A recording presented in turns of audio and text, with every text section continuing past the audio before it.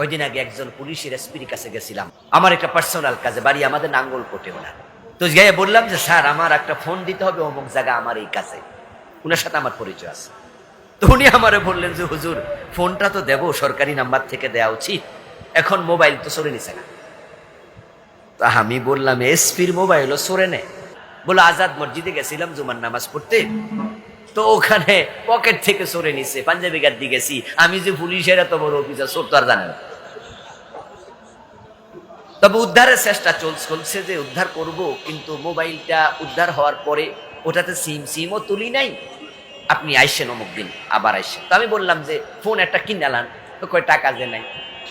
আমি অবাক হলাম, বলে কি রে, যে দেশে পুলিশের কনস্টেবল 10 তলা বিল্ডিং এর বাড়িওয়ালা হয়ে যায়, পুলিশের এসআই কোটি টাকার মালিক আছে, এমন আছে না?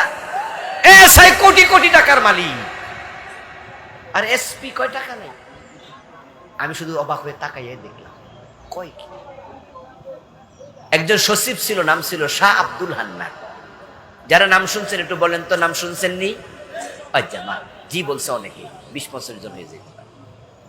আব্দুল হান্নান চাচা এনবিআর তিনি প্রধান ছিলেন, 2-3টা সচিবালয় সচিব ছিলেন, কিন্তু ঢাকাতে একটা বাড়ি করতে পারেন নাই। বাবার বাড়িতে থেকে পরে তিনি ইন্তেকাল করছেন। যেখানে আমাদের দেশে আমার পরিচিত একটি অফিসের কেরানি আছে, সে জমি কিনছে 2 কোটি টাকা দিয়ে কিছুদিন আগে। টিউন অফিসের কেরানি 2 কোটি টাকা দিয়ে জমি কিনে, আর এনবিআর এর চেয়ারম্যান 2-3টা সচিবালয়ের 1 নাম্বার সচিব, উনি প্লট কিনতে পারেন। এতে কি বোঝা যায়? আল্লাহর কিছু সৎ বান্দা পৃথিবীতে এখনো আছে।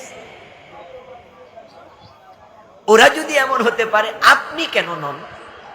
সিদ্ধান্ত শুধু নেন, বাড়ি যায় বউরে কয়ে দেবেন আমার ইনকাম আছে মাসে 15,000, আমার 25,000 বেতন, আমার হালাল কামাই এত, কথা ক্লিয়ার কাট, বেশি কিছু চাওয়া যাবে না আমার কাছে। ঠিক এটা দিয়ে যা হয় পরিবারে তাই হবে। প্রয়োজনে দিনে 1 বেলা 2 বেলা খাবার জুটবে না, কিন্তু হারাম কোনো আবদার করা যাবে